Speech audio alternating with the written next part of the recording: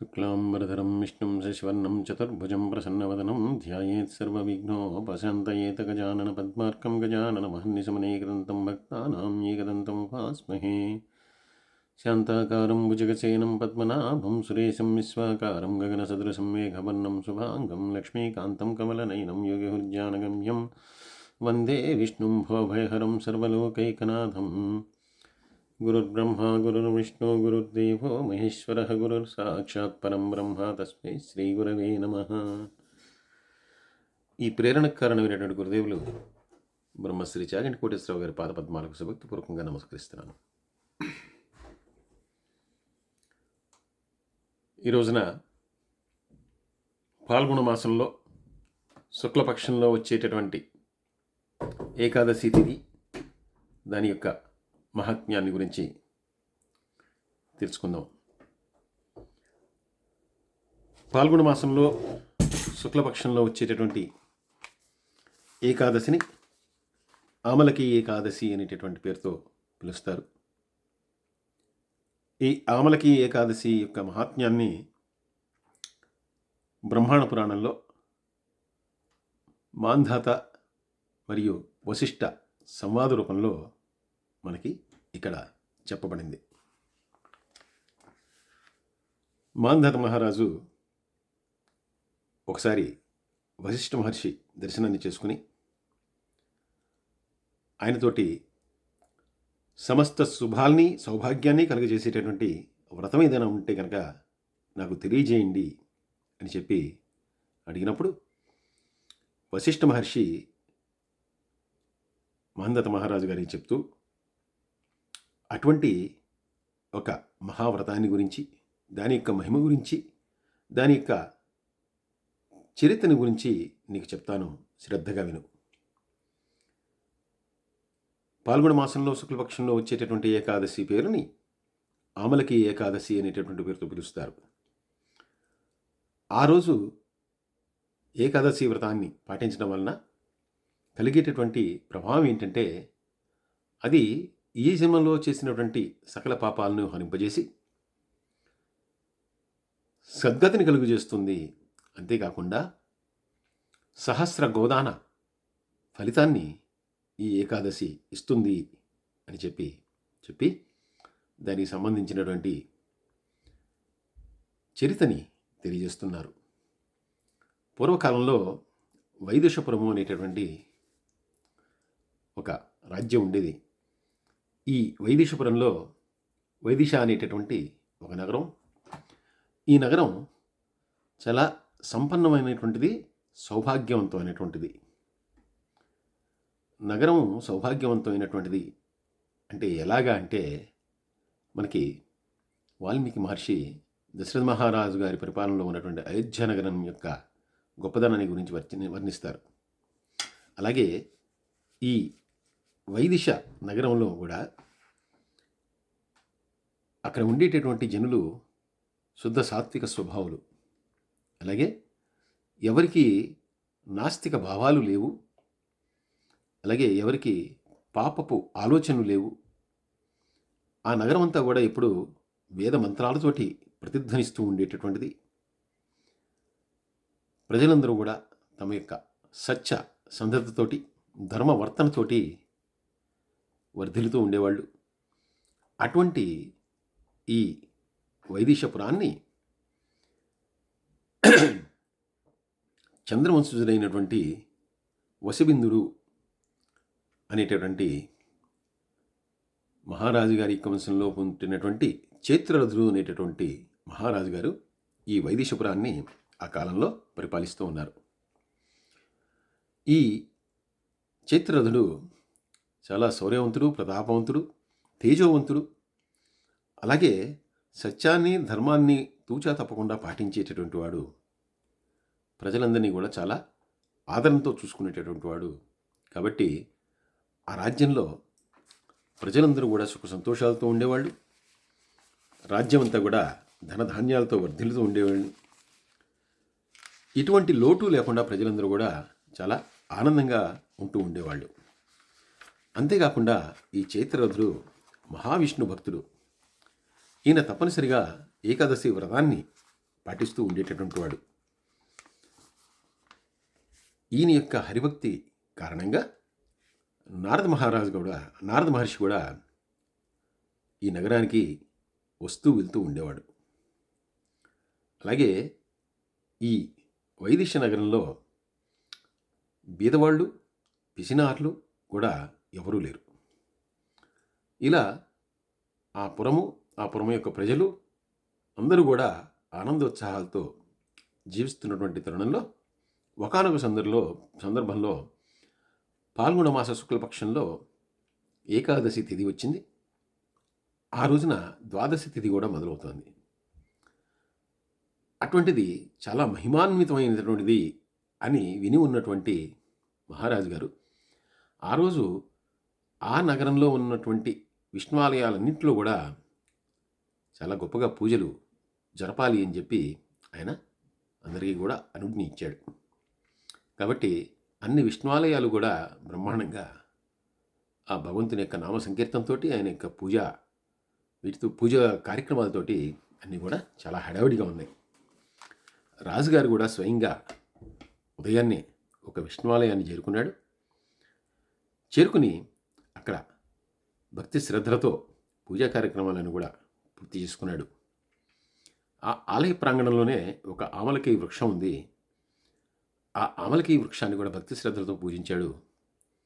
ఆ ఆమలకి వృక్షం యొక్క మొదట్లో ఒక నీళ్లు నింపినటువంటి ఘటాన్ని, అంటే ఒక కుండని నింపి అక్కడ ఒక గొడుగుని, వస్త్రాన్ని, పాదుకల్ని వీటన్నిటిని కూడా ఏర్పాటు చేసి ఆ ఘటం మీద ఒక మూర్తిని ఉంచాడు. ఈ ఆమలకి వృక్షాన్ని ఆయన సాక్షాత్తు విష్ణు స్వరూపంగాను, అలాగే ఆమలకి వృక్షం కింద తపస్సు చేసినటువంటి ఆ పరశురాముణ్ణి ఆ రోజు ప్రత్యేకించి ఆ చెట్టు దగ్గర, ఆ వృక్షం దగ్గర, వృక్షపు నీడలో ఆరాధించాలని చెప్పి నిర్ణయించుకున్నాడు. అందుకనే ఘటం మీద ఒక మూర్తిని ఏర్పాటు చేసి, ఆవాహన చేసి పరశురాముణ్ణి కూడా పూజించాడు. ఇలా ఆమలకి వృక్షానికి, పరశురామునికి పూజా కార్యక్రమాలన్నీ కూడా చేసిన తర్వాత నా రాజ్యాన్ని, నా ప్రజల్ని అందరినీ కూడా సౌఖ్యవంతంగా ఉండేట్టు చూడు అని చెప్పి ఆయన భగవంతుని ప్రార్థించిన తర్వాత ఆ రోజు రాత్రి ఆ విష్ణువాలయంలో జాగరణ చేశారు రాజుగారితో సహా ఆ పుర ప్రజలందరూ కూడా. అలాగే భక్తి శ్రద్ధలతోటి భజన కార్యక్రమం అంతా కూడా చేశారు. కాబట్టి ఆ విష్ణువాలయం అంతా కూడా ఆ రోజు చాలా కోలాహలంగా విష్ణువు యొక్క కీర్తనలతో విలసిల్లుతూ ఉంది. ఆ రోజున ఒక వేటగాడు ఆ ఆలయ ప్రాంగణంలోకి వచ్చాడు. వచ్చినటువంటి వాడు ఇక్కడ అంతా కూడా ఉన్నటువంటి ఆ పండగ వాతావరణాన్ని చూసి ఏమి జరుగుతుందా అనేటటువంటి ఆసక్తితో తిలకించడం మొదలుపెట్టాడు. అందరితో కలిసి ఉండిపోయాడు. ఉన్నటువంటి వాడు ఆ విష్ణువు యొక్క కీర్తనలు విన్నాడు. తాను కూడా విష్ణు భజనలో కొంతవరకు పాల్గొన్నాడు.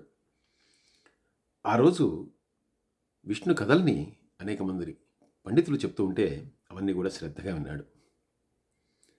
మర్నాడు ఉదయం అందరూ కూడా ఆ జాగరణ పూర్తి చేసుకుని ఎవరి గృహాలకు వాళ్ళు వెళ్ళిపోయారు. రాజుగారు కూడా తన నివాసానికి వెళ్ళిపోయాడు. ఈ వేటగాడు కూడా ఇంటికి వెళ్ళిపోయాడు. వెళ్ళిపోయిన తర్వాత భోజనం చేశాడు. తర్వాత కొన్ని సంవత్సరాలు జరిగిపోయింది. అలాగే ఈ వేటగాడు కాలగతిలో మరణించాడు. తర్వాత జన్మలో ఇతను విదూరథుడు అనేటటువంటి మహారాజు గారి యొక్క సంతానంగా వసుధరథుడు అనేటటువంటి పేరుతో జన్మించాడు. ఈ విదూరథుడికి ఒక 1000 గ్రామాల ఏలుబడి ఉంది. అలాగే ఈయనకి రథ, గజ, త్వరగ, పదాతి దళాలన్నీ కూడా ఈయన యొక్క అధీనంలో ఉండేవి. అటువంటి శక్తివంతమైనటువంటి రాజు ఈ విదూరథుడు. అటువంటి వారికి కుమారుడిగా ఇతను జన్మించాడు.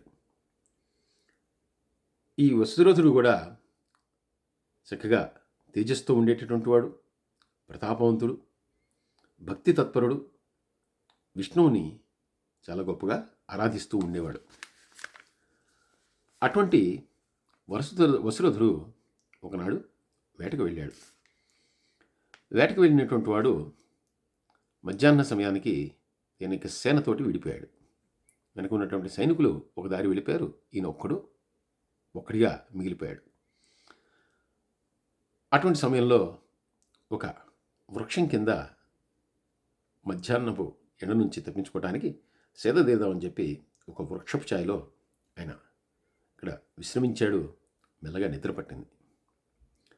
అదే సమయంలో ఆ చుట్టుపక్కల ఉన్నటువంటి కొంతమంది అటవీ జాతి మనుషులందరూ కూడా ఆ ప్రాంతానికి వచ్చారు. ఒంటరిగా ఉన్నటువంటి ఈ వసురధుణ్ణి వాళ్ళు చూశారు. చూసి అంతకుముందు తమ ఇళ్ల మీద, తమ యొక్క కుటుంబాల మీద దాడి చేసినటువంటి వాడు వీడే అయి ఉంటాడు. ఎందుకంటే వీడి దగ్గర ఆయుధాలు అవన్నీ కూడా పుష్కలంగా ఉన్నాయి. కాబట్టి వీడిప్పుడు ఇక్కడ ఒంటరిగా దొరికాడు, వీడిని మనం శిక్షించాలి అని చెప్పి వాళ్ళు అనుకున్నారు. వాళ్ళు ఆ దేశపు రాజుగారు వాళ్ళకి తెలియదు, ఆయన్ని వాళ్ళు గుర్తించలేకపోయారు. అందులో రాజుగారు కూడా ఒంటరిగా ఉండటంతో ఆ చెట్టు కింద రాజుగారి యొక్క చిహ్నాలు అంటే ధ్వజం కానీ పతాకము కానీ ఇవన్నీ కూడా లేవు. అవన్నీ కూడా సైనికుల దగ్గర ఉన్నాయి. ఈయన ఒక్కడే ఉన్నాడు. దాంతో వీళ్ళందరూ కూడా ఒంటరిగా ఉన్నటువంటి ఇతని మీద అంతకుముందు తమ కుటుంబాల మీద దాడి చేశాడు కాబట్టి ప్రతీకారం తీర్చుకోవాలని చెప్పి వాళ్ళందరూ నిర్ణయించుకున్నారు. వాళ్ళ దగ్గర ఉన్నటువంటి రకరకాల ఆయుధాలు అంటే విల్లంబులు కానీ, కత్తులు కానీ, బాకులు కానీ వీటన్నిటితో ఆయన మీద దాడికి వీళ్ళు యత్నించారు. అయితే విచిత్రంగా వీళ్ళందరూ దాడి చేయాలని యత్నించినా కూడా వీరి ఆయుధాలు వీరి చేతిని వదిలి వెళ్ళలేదు. అంటే బాణాలు వెయ్యాలని చెప్పి ప్రయత్నించినా కూడా ధనస్సును వదిలి బాణం వెళ్ళట్లేదు. కత్తి దూసినా కూడా అది ఆ వరం నుండి కత్తి రావట్లేదు, చేతులు కదలట్లేదు.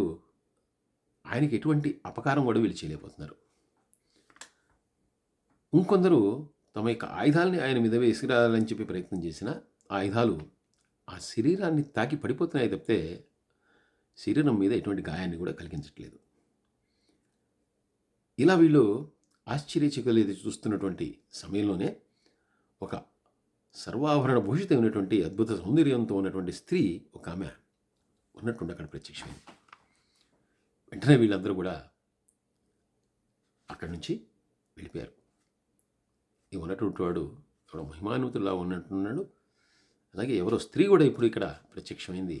అంటే ఇతను మనం అనుకుంటున్నటువంటి వాడు కాదు, మనం ఇక్కడ ఉండడం మంచిది కాదు, మన ప్రాణాలకే ముప్పు వస్తుందని చెప్పి వాళ్ళందరూ అక్కడి నుంచి కూడా వెళ్ళిపోయారు. వెళ్ళిపోయింగానే ఆ స్త్రీకి ఈ వసురుధుడు నమస్కరించాడు. ఆవిడని అడిగాడు, అమ్మ నువ్వెవరు? ఇలా వీళ్ళందరూ కూడా నా మీద ఎందుకు దాడికి వచ్చారు? వచ్చినా కూడా వాళ్ళందరూ ఎందుకు నన్ను ఎవరు కూడా గాయపరచలేదు, లేదంటే నా మీద ఆయుధాలు ప్రయోగించలేదు. అలా కొంతమంది ప్రయోగించినా కూడా నాకేమీ కాలేదు. దీనికి కారణం ఏంటి? ఎవరు నన్ను రక్షించారు? నువ్వు రక్షించావా? ఎవరు రక్షించారని అడిగాడు. ఆవిడంది, సకల జనుల్ని కూడా రక్షించగలిగినటువంటి వాడు ఒకడు, ఆయనే పరమాత్మ, ఆయనే కేశవుడు. ఆయన తప్పితే రక్షించగలిగినటువంటి వారు ఎవరు? ఆయనే శరణాగతుల్ని రక్షించేటవాడు, భక్తజన పోషకుడు. వారందరూ ఇప్పుడు వచ్చినటువంటి వాళ్ళందరూ నీ మీద రావడానికి కారణం పూర్వజన్మలో నువ్వు ఒక వేటగాడివి. నువ్వు అనేక జీవుల్ని నువ్వు హింసించావు. అందుకని ఈ జన్మలో కూడా వారందరూ కూడా నువ్వు హింసించినటువంటి దానికి ఫలంగా నిన్ను హింసించడానికి వచ్చారు. అయితే వారు నిన్ను ఏమీ చేయలేకపోయారు. దానికి కారణం ఏంటంటే పూర్వజన్మలో వేటగాడడం ఉన్నప్పుడు ఒకానొక సమయంలో విష్ణువాలయంలో నీకు తెలియకుండా నువ్వు ఏకాదశి వ్రతాన్ని అక్కడ బలవంతంగా ఆచరించావు. ఏకాదశి వ్రతాన్ని ఆచరించడమే కాకుండా ఆ రోజంతా కూడా జాగరణ చేసావు. జాగరణ చేసినటువంటి వాడు మర్నాడు ద్వాదశి పారణాన్ని చేశావు. ఇదంతా కూడా నీకు తెలియకుండానే జరిగింది. తెలిసి చేసినా తెలియక చేసిన పుణ్యము కానీ పాపము కానీ తప్పకుండా అది వచ్చును. అందువలన నీకు ఈ జన్మలో ఇంత ఉత్తమమైనటువంటి జన్మ కలగడమే కాకుండా నీ విశేష పుణ్య ఫలంగా వారు నీ మీద దాడికి యత్నించినా కూడా వారు దాడి చేయలేకపోయారు. కాబట్టి ఇదంతా కూడా ఏకాదశి వ్రత యొక్క మహత్యం అని చెప్పి తెలుసుకో అని చెప్పి ఆవిడ చెప్పి అక్కడి నుంచి అంతర్ధానం అయిపోయింది. వెంటనే ఈయన ఏమి నా భాగ్యము,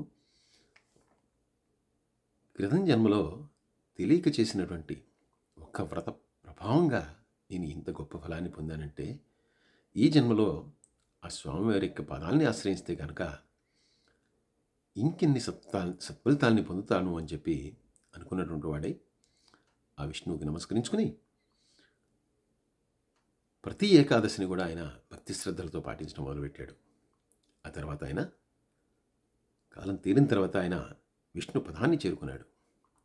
కాబట్టి మాంధాత మహారాజా, ఎవరైతే తెలిసి కానీ తెలియక కానీ ఈ ఆమలకి వ్రతాన్ని పాటిస్తారో వారు విశేషమైనటువంటి పుణ్యాన్ని సంపాదించుకోవటమే కాకుండా సహస్ర గోదాన ఫలితాన్ని కూడా పొందుతారు. కాబట్టి అటువంటి మహిమాన్వితమైనటువంటిది ఈ ఆమలకి ఏకాదశి వ్రతము అని చెప్పి వశిష్ఠ మహర్షి మాంధాత మహారాజు గారికి తెలియజేస్తూ ఉన్నారు. సర్వే జనా సుఖినో భవంతు, సమస్తలోకా సుఖినో భవంతు. స్వస్తి.